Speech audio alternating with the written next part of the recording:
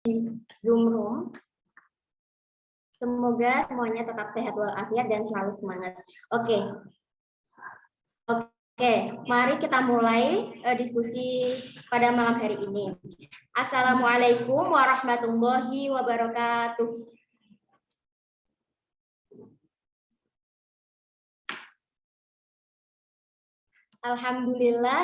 Alhamdulillahirabbil alamin. Wa bihi nasta'in wa ala umur dunya waddin wassalatu wassalamu ala asrofil anbiya'i wal mursalin ala sayyidina wa maulana Muhammadin wa ala alihi wa sahbihi wa barik wa salim ajma'in. Amma ba'du. Yang terhormat Bapak Profesor Dr. Haji Imam Taufik MAG selaku Rektor UIN Wali Songo Semarang beserta jajarannya. Yang terhormat Bapak Rizza Hamani MSI selaku Kepala Pusat PPM LP2M UIN Wali Songo Semarang. Yang terhormat Ibu Khaironi MA selaku dosen pembimbing lapangan KKN RDR 77 kelompok 59. Dan yang terhormat Bapak Miftahul Arifin selaku narasumber diskusi online pada malam hari ini. Dan tak lupa yang saya banggakan anggota KKN kelompok UIN Wali Songo Semarang kelompok 59 serta peserta diskusi online pada malam hari ini. Pertama-tama, marilah kita panjatkan puja dan puji syukur atas kehadiran Allah Subhanahu wa taala yang telah melimpahkan rahmat dan hidayahnya sehingga kita diberi kesempatan untuk mengikuti diskusi online dengan keadaan yang insya Allah sehat walafiat. Sholawat serta salam semoga tetap tercurah kepada baginda Nabi Agung, Nabi besar, Nabi Muhammad Sallallahu Alaihi Wasallam di yaumul kiamah. Amin, amin ya rabbal alamin. Perkenalkan, saya Odelia selaku moderator anggota KKN RDR 77 khususnya kelompok 59 yang akan mendampingi jalannya diskusi online pada malam hari ini dengan judul Moderasi Beragama sebagai Perekat Kerukunan Agama dan Bangsa untuk Terciptanya Toleransi di Era Modernisasi. Untuk mempersingkat waktu, izinkan saya menyampaikan acara pada malam hari ini. Yang pertama yaitu pembukaan. Yang kedua yaitu sambutan DPL. Yang ketiga yaitu penyampaian materi. Yang keempat, sesi tanya jawab. Dan yang terakhir penutup. Langsung saja kita buka diskusi online pada malam hari ini dengan membaca basmalah bersama-sama. Bismillahirrahmanirrahim. Selanjutnya, sambutan yang akan disampaikan oleh dosen pembimbing lapangan kelompok 59 yaitu Ibu Khaironi dan tempat kami persilahkan.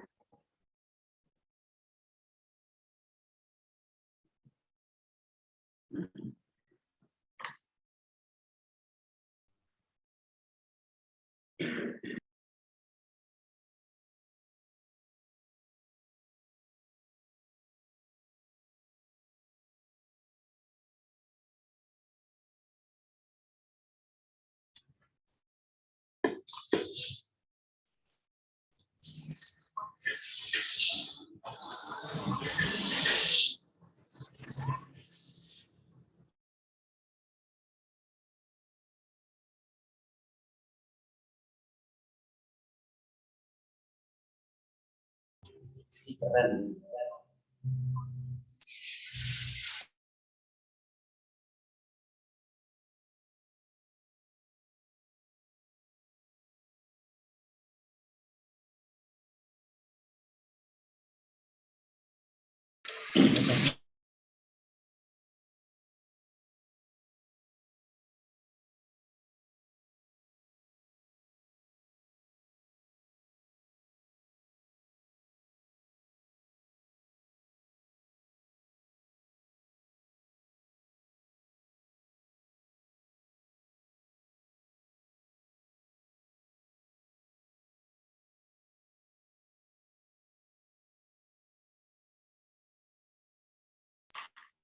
Oke, mohon maaf ada kesalahan teknis.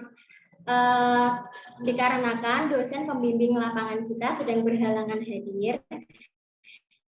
Jadi kita langsung saja ke acara selanjutnya, yaitu sesi yang sangat kita tunggu-tunggu, yaitu penyampaian materi oleh Bapak Miftahul Arifin SPD selaku narasumber diskusi online kita pada malam hari ini dengan judul Moderasi Beragama sebagai Perekat Kerukunan Agama dan Bangsa untuk terciptanya toleransi di era modernisasi.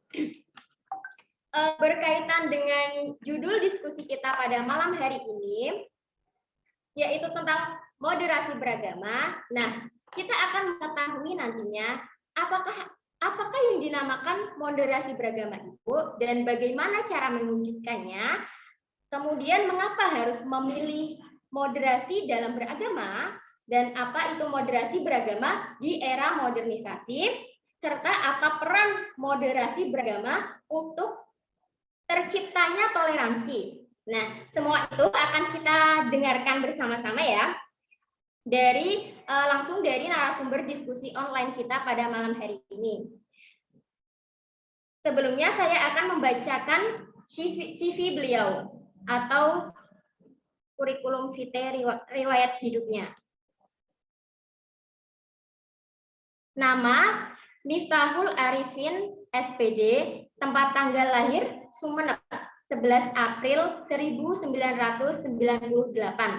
Alamatnya Ungaran Timur,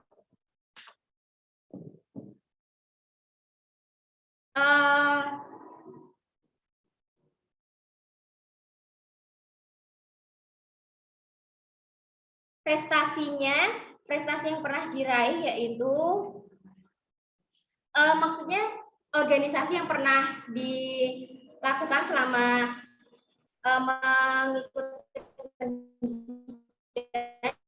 yaitu sebagai ketua OSIS, kemudian koordinator kepenulisan majalah OSIS pada tahun 2014 sampai 2015, kemudian gubernur Badan Eksklusif Mahasiswa di Undaris dan ketua 1 PMII Komisariat Sudirman. Langsung saja kepada Bapak Miftahul Arifin SPD, kami persilahkan untuk memberikan materinya. Silahkan Bapak.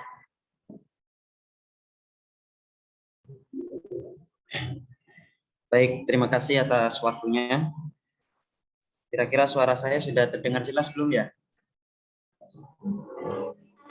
Jelas? Sudah. Baiklah, langsung saja karena memang waktunya kita agak molor juga. Assalamualaikum Indonesia. Assalamualaikum warahmatullahi wabarakatuh. Waalaikumsalam warahmatullahi wabarakatuh. Bismillah, alhamdulillah, wala hawla wala quwwata illa billah. Rabbi shrah lana sudurana wa yassir lana umurana wa hlul 'uqdatam min alsinatina yafqahu aqwalana, amma ba'du. Yang saya banggakan teman-teman panitia dari diskusi online pada malam hari ini, tepatnya teman-teman KKN RDR ya. RDR kelompok 59 yang saya banggakan, yang saya hormati, kemudian kepada segenap partisipan yang ikut bergabung pada diskusi online pada malam hari ini. Jadi pada malam hari ini tidak banyak yang ingin saya sampaikan berkaitan dengan moderasi beragama, karena memang kita sudah sering sekali mendengar kata itu ya, moderasi beragama. Lalu kemudian apa sih yang dimaksud dengan moderasi beragama dan apa tinjauan kita terhadap hal tersebut, serta bagaimana penerapan kita pada kehidupan sehari-hari. Nah, kita akan ulas. Tapi sebelum itu, mari teman-teman, saya akan mengajak kalian untuk bersama-sama melihat tema kita bersama yang sudah dituliskan oleh panitia kemarin. Silakan bisa ditayangkan. Jadi kemarin itu moderasi beragama sebagai, ada yang hafal tidak? Sebagai pererat atau perekat kerukunan agama dan bangsa demi terciptanya sikap toleran di era modern. Jadi sedikit tema ini saya rubah diksinya karena memang kemarin itu temanya agak rumit untuk bisa dipahami ya, terlalu muter-muter. Sudah ada kata perekat kerukunan agama dan bangsa, kemudian modernisasi. Modernisasi itu ya memang eranya kita, era modern. Sudah tidak perlu untuk dimodernkan lagi, seperti itu ya. Jadi saya rubah sedikit diksinya menjadi moderasi beragama sebagai perekat kerukunan agama dan bangsa demi terciptanya sikap toleran di era modern.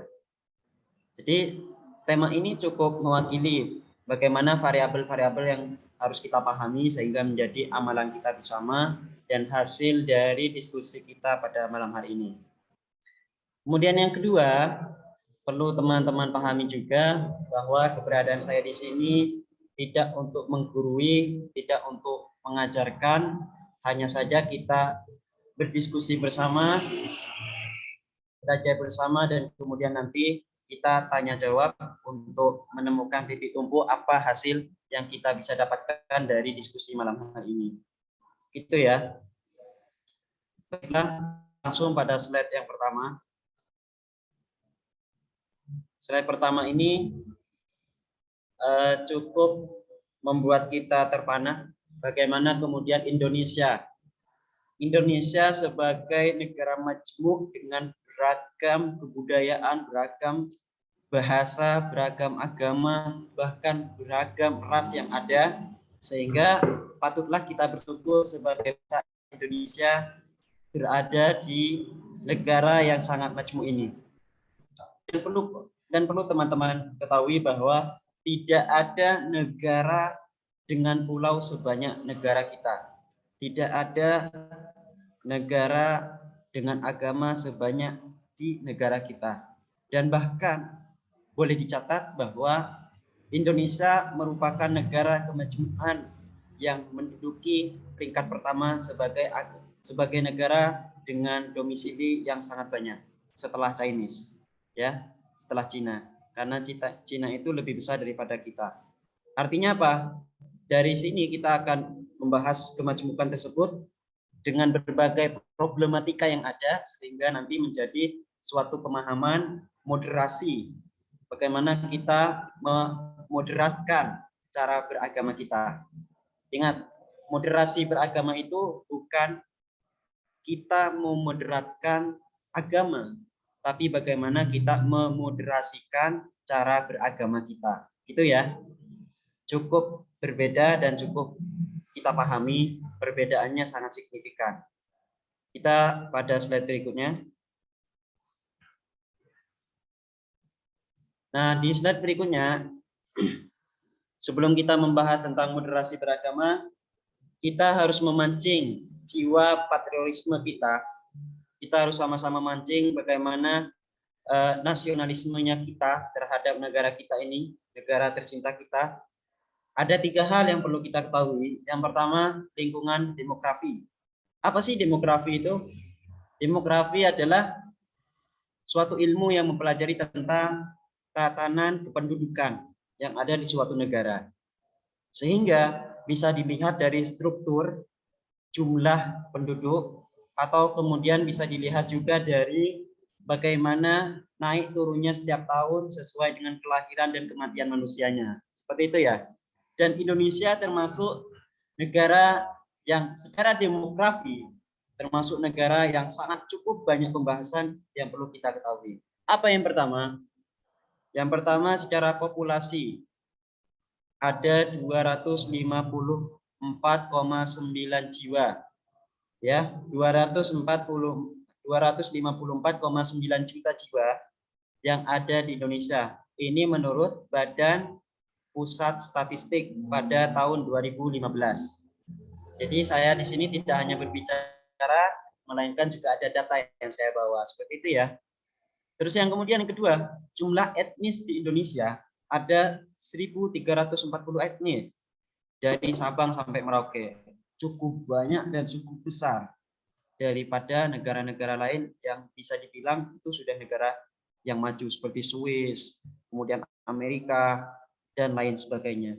Tapi kita walaupun termasuk negara berkembang, kita memiliki etnis yang sangat besar dan sangat melebihi kapasitas daripada negara-negara yang lain.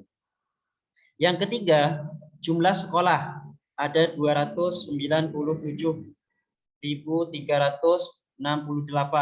Gurunya ada 3.439.794 jiwa. Dan siswanya ada 49.186.235. Bayangkan bagaimana jumlah tersebut bisa membolak-balikkan pikiran kita, otak kita, bahwa Indonesia sangatlah luar biasa. Ya, bukti keluar biasaan kita, sangat luar biasanya negara kita di bidang pendidikan contohnya. Di sana ada sekolah dengan paralel-paralel yang semakin banyak sampai saat ini. Ada kelas 1 A, B, C, dan D. Begitupun kelas 2 A, B, C, dan D. Kenapa? Karena siswa di negara kita sangat banyak. Beda dengan di Singapura. Singapura itu satu kelas bisa hanya 5 sampai 10 siswa. Ya walaupun hasilnya juga pasti lebih hebat mereka. Karena lebih sedikit siswa maka lebih banyak ilmu dan konsentrasi yang mereka ambil. Seperti itu ya. Kemudian kita pindah pada jumlah bahasa daerah. Ada 646 dan suku bangsa kita ada 1.340. Dari jumlah-jumlah tersebut merupakan kemajemukan kita. Indeks pembangunan manusia di Indonesia pada riset 2016 ada 113. Bayangkan pembangunan indeks kemanusiaan kita ada 113. Dan yang terakhir ada keberagamaan sebagai sekolah. Nah, hal ini yang nanti akan menjadi pembahasan kita ya, teman-teman. Bagaimana keberagamaan kita, bagaimana cara kita beragama, apakah baik-baik saja, apakah lancar-lancar saja, atau memang sebaliknya. Oke, kita pindah pada yang politik dan ekonomi. Politik dan ekonomi kita tahu politik Indonesia bagaimana semakin hari semakin banyak partai bermunculan, semakin hari semakin banyak orang-orang sparitis itu yang ingin mengindependentkan diri. Banyak sekali dari mereka yang ingin memerdekakan diri. Tapi apa? Indonesia harus terus bertahan dan hal ini tidak akan saya bahas di sini ya, karena tidak masuk pada pembahasan kita. Ya, kita langsung pada yang poin ketiga, ruang lingkup ketiga, bahwa lingkungan, ideologi, sosial budaya, kemudian pertahanan, dan yang terakhir teknologi. Nah, bagaimana kemudian keberagaman itu pada saat ini masuk terhadap ruang lingkup ideologi. Ideologi itu cara berpikir kita. Bagaimana kita dibawa pada cara berpikir yang moderat. Makanya ada bahasa moderator. Kenapa namanya moderator? Karena moderator itu menengahi antara audiens dan juga pembicara, menengahi antara pro dan kontra, menengahi antara liberal dan juga fanatisme. Itulah moderat. Jadinya moderator. Jadi termasuk Ibu moderator saat ini sangat luar biasa. Terima kasih membawa acara dengan sangat baik. Meskipun tadi ada sedikit kendala ya, sambutannya agak kurang jelas itu. Tapi nggak apa-apa, itu nggak jadi masalah. Kita lanjut pada slide berikutnya. Pada slide berikutnya, ya mohon maaf, kita tunggu dulu slide-nya. Ya, pada slide berikutnya kita akan mengkaji sedikit tentang bagaimana hati kita, bagaimana jiwa kita terhadap negara Indonesia saat kemudian Indonesia sudah menjadi target-target radikalisme dan juga terorisme. Saya berani mengatakan seperti ini karena sudah jelas Indonesia sejak 2010 bahkan sampai saat ini menjadi target radikalisme dan terorisme. Dan teman-teman harus ketahui hal ini karena kenapa? Mahasiswa itu dikatakan sebagai agent of change, ya. Wis, pinter. Mahasiswa ya seperti itu. Saya bukan mahasiswa sekarang, mohon maaf. Tapi sudah lulus, alhamdulillah. Jadi Indonesia menjadi target radikalisme. Apa kemudian radikalisme? Radikalisme itu adalah keinginan perorangan atau berkelompok dengan cara menggebu-gebu, dengan cara tragis terhadap suatu hal yang mereka inginkan. Itu buruk, yang terpenting mereka harus mencapai target yang diinginkan. Itu yang disebut dengan radikalisme. Radikal. Kemudian apa terorisme? Terorisme sering kita dengar. Terorisme muncul dari Iran, dari Pakistan, dari kemudian ada negara-negara Timur Leste. Terorisme itu berawal dari teror. Namanya teror artinya meneror kita, membahayakan jiwa raga Indonesia, membahayakan ideologi-ideologi bangsa kita. Sehingga apa? Terorisme ini menjadi hal yang sangat menakutkan ketika kemudian masuk ke negara kita yang sangat majmuk ini. Sudah saya sampaikan di awal bahwa negara kita negara majmuk dengan siswa yang sangat banyak, dengan sekolah yang begitu banyak, dan dengan bangsa, masyarakat, warga yang juga banyak. Sehingga apa? Adanya radikalisme dan terorisme yang masuk ke negara kita itu sangat mudah untuk mempengaruhi anak bangsa kita. Kenapa? Karena jumlah mereka besar, yang menangani hanya segelintir pemerintah saja. Bayangkan, dari pemerintah pusat, daerah, provinsi, kota, kabupaten, kecamatan, desa, bahkan RW RT, belum pasti mereka bisa mengatasi hal ini. Maka siapa yang bisa mengatasi? Kita semua. Kita semua yang ada pada saat ini selaku kaum milenial yang harus menjadi garda terdepan untuk sama-sama memerangi radikalisme dan terorisme. Ayo kita bangun jiwa kita untuk menjadi patriot, walaupun tidak sepatriot Soekarno, walaupun tidak sekokoh Soeharto yang memimpin selama 35 tahun, walaupun tidak sekuat Jokowi yang baru saja datang dari luar negeri. Kita fokus pada bagaimana kita ke depan ya. Yang pertama apa yang menjadi target kita? Jumlah Muslim sangat mayoritas. Kita tahu ya, Indonesia dikatakan negara dengan Muslim mayoritas, dengan agama Islam terbanyak di Indonesia. Tapi ingat pula, Indonesia bukan negara Islam. Indonesia adalah negara hukum, negara Pancasila, negara NKRI yang berhaluan kepada NKRI dan Pancasila, maka tidak boleh kita memasukkan paham-paham, mohon maaf, kemarin ada dibubarkan HTI, FPI, karena mereka sangat radikal, sangat keras, sehingga mereka dibubarkan.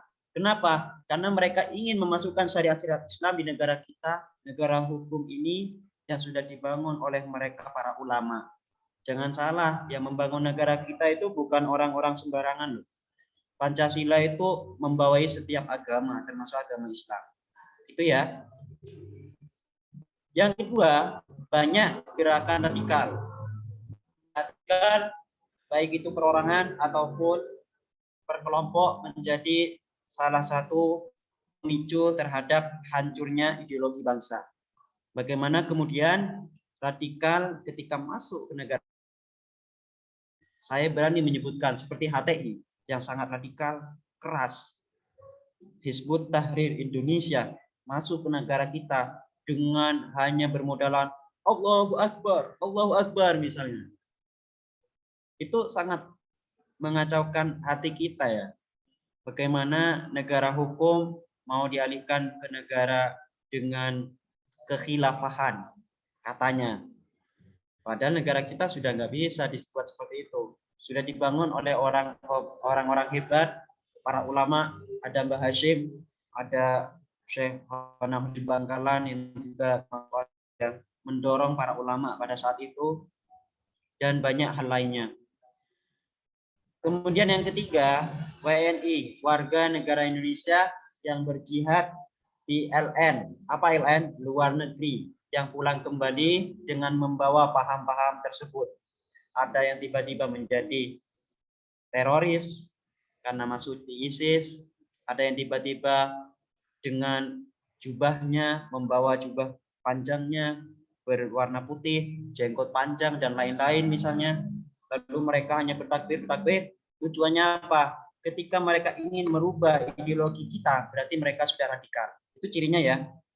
Ciri paling gampang untuk kita mengetahui orang tersebut radikal atau tidak, bisa dilihat dari bagaimana mereka mengajak dan keinginannya untuk menyampaikan Pancasila dan NKRI.